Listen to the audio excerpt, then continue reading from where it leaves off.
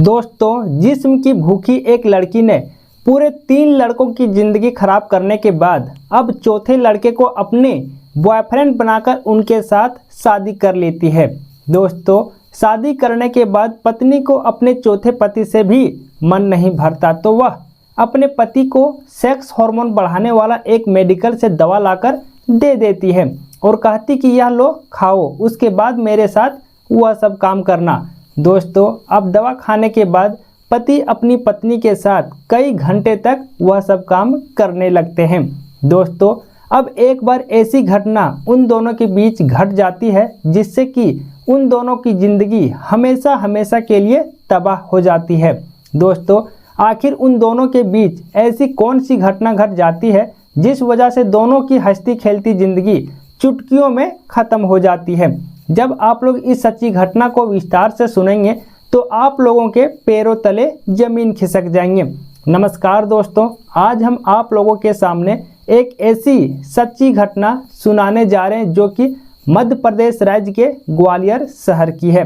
दरअसल ग्वालियर शहर के एक इलाके में अरुण का परिवार रहा करता था।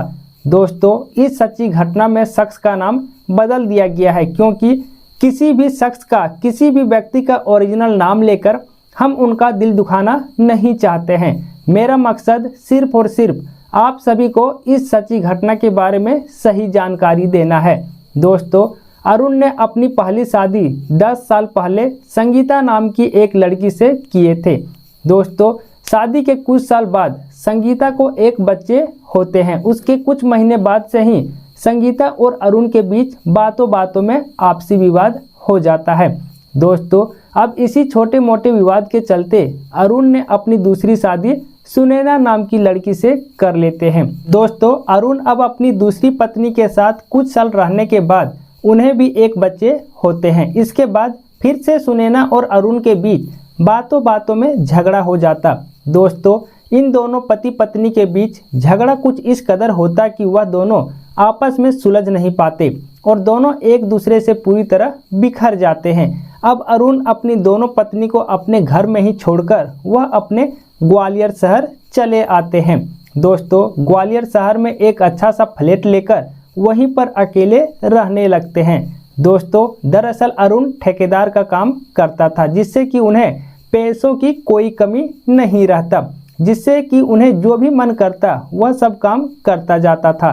दोस्तों, अरुण अपनी दोनों पत्नी को घर पर छोड़ने के बाद वह अपना घर कभी नहीं जाता था, जबकि उनकी दोनों पत्नी हमेशा अरुण को फ़ोन करके बुलाने की कोशिश करती रहती थी, लेकिन अरुण अपनी दोनों पत्नियों में से किसी की भी बातें नहीं सुनता था और अंत में अरुण ने अपना मोबाइल नंबर ही बदल देता है, जिससे कि अरुण के परिवार वाले अरुण के पास फ़ोन भी नहीं कर पाते थे। दोस्तों, अरुण की दोनों पत्नी अपने ससुराल में बहुत ही अच्छे ढंग से रह रही थी। उन्हें एक दूसरे से कोई तकलीफ नहीं होती थी और वह दोनों अपने पति को काफ़ी ज़्यादा समझाने की भी कोशिश करती रहती, लेकिन अरुण कुछ नहीं सुनता। दोस्तों, एक बार अरुण को अपने ग्वालियर शहर में ही एक कंपनी में ठेकेदारी का काम मिल जाता है। दरअसल उस कंपनी में पूरे 1 महीने का काम रहता है जो कि अरुण पूरा करने का ठेका ले लेता है। दोस्तों, अब अरुण उस कंपनी में जो भी काम लिया रहता है उस काम को कराने के लिए वह रोज़ाना कंपनी में जाया करता। दरअसल उसी कंपनी में एक निशा नाम की लड़की काम करती थी। दरअसल यह लड़की उत्तर प्रदेश राज्य के झांसी जिला के चिरगांव की रहने वाली होती है। दोस्तों, अब अरुण को रोज़ रोज़ कंपनी में आते देखकर निशा उनसे बातें करने की काफ़ी कोशिश करती, लेकिन अरुण अपने कामों में इतना ज़्यादा बिजी रहते, व्यस्त रहते कि वह उनसे बातें नहीं कर पाते।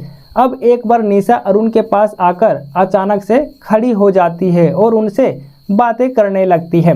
दोस्तों, अरुण और निशा के बीच पहली मुलाकात साल 2022 में इसी कंपनी में होती है।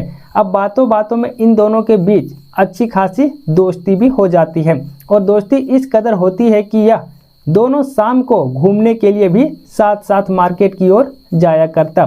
दोस्तों, अब एक बार रविवार का दिन रहता है, निशा को कंपनी में छुट्टियां रहती है। अब वह अरुण को कहने लगती कि आज हमारे कंपनी में छुट्टियां हैं तो चलो आज हम लोग कहीं घूमने के लिए चले जाते हैं। दोस्तों अरुण को भी निशा से बातें करने में काफ़ी अच्छा लगता था, जिससे कि वह निशा की बातें को टाल नहीं पाते और फिर वह दोनों घूमने के लिए ग्वालियर शहर के एक अच्छे से पार्क में चले जाते हैं, जहां पर दोनों पार्क में बैठकर अपनी अपनी लाइफ स्टाइल के बारे में बताने लगते हैं। दोस्तों अब धीरे धीरे इन दोनों को बीच की दोस्ती इतना ज़्यादा गहरा हो जाता है कि वह अपनी दोस्ती को प्यार में बदल देते हैं। दोस्तों अब अरुण निशा को अपनी गर्लफ्रेंड और फिर निशा अरुण को अपनी गर्लफ्रेंड बना लेती है, जिसमें से वह दोनों एक दूसरे के नज़दीक आकर पति पत्नी की तरफ वह सब काम करने लगती है। दोस्तों अब इन दोनों का प्यार इतना ज़्यादा गहरा हो जाता कि निशा अरुण से शादी करने के लिए सोच लेती है, जिसके लिए उन्हें फिर से रविवार के दिन उसी पार्क में ले जाकर उनसे बातें करने लगती है और उनसे पूछने लगती है कि आपका शादी हुआ है या नहीं हुआ है, जिसमें से अरुण निशा से झूठ बोलती है कि मेरी शादी नहीं हुआ है। अब और क्या था, निशा अरुण के ऊपर कुछ ज़्यादा ही विश्वास करने लगती है और वह अरुण के साथ प्रेम विवाह कर लेती है। दोस्तों अब शादी होने के बाद अरुण अपनी तीसरी पत्नी निशा को अपने ही फ्लैट पर रखने लगते हैं, जिसमें से निशा उन्हें कई बार अपने घर ले जाने को कहती है, लेकिन अरुण उन्हें केवल आशा देकर रखते थे कि एक ना एक दिन तुम्हें हम अपना घर जरूर लेकर जाएंगे। अभी मेरा काम काफ़ी तेज़ी से चल रहा है, इसी वजह से हम अभी नहीं जा पाएंगे। दोस्तों अब शादी के पूरे 1 महीना बीत चुके थे, लेकिन निशा को अपने पति से मन नहीं भरता, जिसमें से वह अपने पति अरुण के लिए बाजार से पावरफुल हार्मोन वाला टैबलेट लाकर दे देती है। दोस्तों अब उस रात दोनों पति पत्नी पूरा जी भर के एक दूसरे के बाहों में लिपटे रहता। तो दूसरे दिन पत्नी कहती कि हाँ आज मुझे बहुत अच्छा लगा, लेकिन दोस्तों पति को उस पावरफुल हार्मोन वाला टैबलेट खाने के बाद उनके सिर में दर्द होने लगा था। इसके बाद वह उन सभी दवा को अपने फ्लैट के डस्टबिन में फेंक देते हैं। दोस्तों अब किसी तरह कुछ दिन और बीतने के बाद फिर से पत्नी अपने पति को वही टैबलेट प्रयोग करने के लिए कहने लगती है, जिसमें पति काफ़ी गुस्सा हो जाता है कि मुझे वह टैबलेट खाने के बाद बहुत दिक्कतें होती हैं, हम नहीं खाएंगे। दोस्तों अब इसी बातों पर पत्नी निशा को काफ़ी ज़्यादा गुस्सा आ जाती है। दोस्तों अब पत्नी अपने पति को काम पर जाने दे लेने के बाद पत्नी जिस कंपनी में पहले काम करती थी उसी कंपनी के 2 दोस्त जिनका नाम कमलेश और अशोक रहती है उसी से बातें करने लगती है, जिसमें पत्नी अपने पति के बारे में वह सब बातें बता देती कि मेरा पति मुझे उतना ज़्यादा सुख नहीं दे पाता है। दोस्तों अब कमलेश और अशोक दोनों निशा को अपने पास बुला लेती है कि चलो हम लोगों के साथ, हम लोग तुम्हें वह सब सुख खूब देंगे। दोस्तों अब निशा अपने पति अरुण को बिना बताए उन्हें छोड़कर कमलेश और अशोक के साथ हरियाणा राज्य चली जाती है। दोस्तों अब शाम को अरुण अपने काम पर से फ्लैट आने के बाद वह अपनी पत्नी को कमरे में नहीं देखती है तो वह काफ़ी घबरा जाते हैं और वह तुरंत अपनी पत्नी निशा के पास फ़ोन करने लगते हैं। दोस्तों पत्नी को फ़ोन करके पूछने लगता कि तुम कहाँ पर हो, तो पत्नी कहती कि अब आप मुझे कभी नहीं खोजिएगा, हम आपसे काफ़ी दूर आ चुके हैं। दोस्तों इतना कहकर निशा फ़ोन को काट देती है और अरुण के मोबाइल नंबर को भी ब्लॉक कर देती है।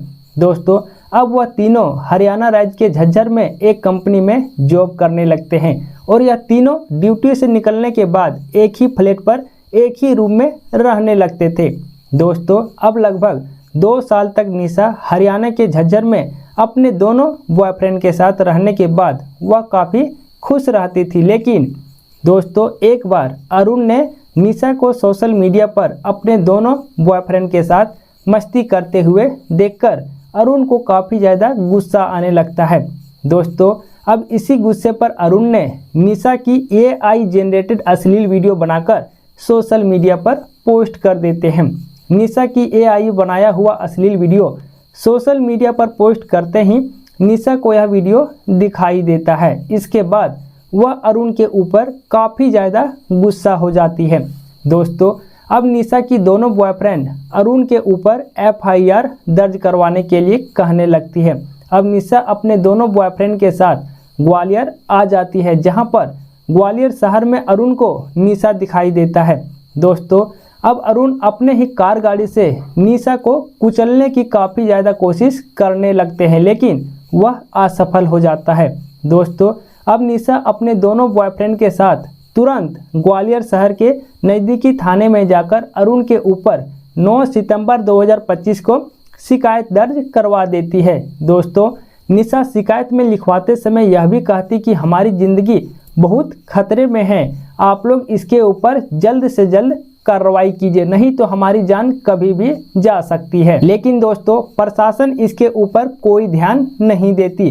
दोस्तों, अब 12 सितंबर को निशा अपने दोनों बॉयफ्रेंड के साथ ग्वालियर शहर के स्टेडियम के बगल के रास्ते से गुजर रही थी। तभी अचानक अरुण की नज़र निशा के ऊपर चली जाती है।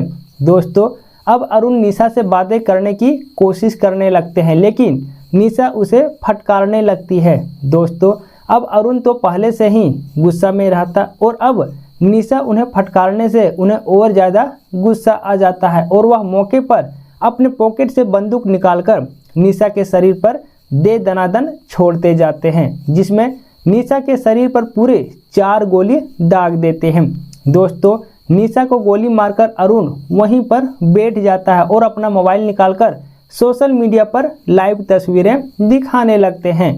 दोस्तों, निशा को गोली मारते देखकर निशा के दोनों बॉयफ्रेंड वहां से 9-2-11 हो जाते हैं और वहां से तुरंत भाग जाते हैं। अब मौके पर काफ़ी ज़्यादा लोग इकट्ठा हो जाते हैं और इसका जानकारी तुरंत पुलिस स्टेशन में दे देते हैं। मौके पर पुलिस आकर आरोपी अरुण को पकड़कर जेल में बंद कर देते हैं और निशा को तत्काल अस्पताल में ले जाकर उनका इलाज शुरू कर देते हैं। दोस्तों, निशा की इलाज के दौरान उनकी मौत हो जाती है, लेकिन दोस्तों अब पुलिस प्रशासन निशा के बारे में पूरी खबर लेने में जुट जाती है, जहां पर उन्हें पता चलता है कि निशा की शादी 10 साल पहले एक शख्स से हुआ था, जिसको निशा अपने बॉयफ्रेंड के साथ मिलकर उनकी हत्या कर दी थी और साथ में निशा की एक बेटी भी रहती है। दोस्तों, निशा अपने पहले पति की हत्या के आरोप में उन्हें पूरे 4 साल 6 महीने के लिए जेल भी हुआ था। जेल से रिहा होने के बाद निशा के जाल में अरुण फंस जाता है। दोस्तों, अरुण ने पुलिस कस्टडी में यह भी बताया कि निशा हमारी प्रॉपर्टी अपने नाम करके मुझे ब्लैकमेल करती रहती थी। दोस्तों, अभी पुलिस प्रशासन इसके बारे में और जानकारी प्राप्त करने के लिए जुटी है। दोस्तों, इस सच्ची घटना को सुनने के बाद आप क्या कहना चाहेंगे? अपना विचार कमेंट बॉक्स में ज़रूर बताइएगा। इस सच्ची घटना को बताने का मुख्य उद्देश्य किसी को परेशान करना या किसी का दिल दुखाना नहीं है, बल्कि आप लोगों को सचेत करना, सतर्क करना और जागरूक करना है। धन्यवाद।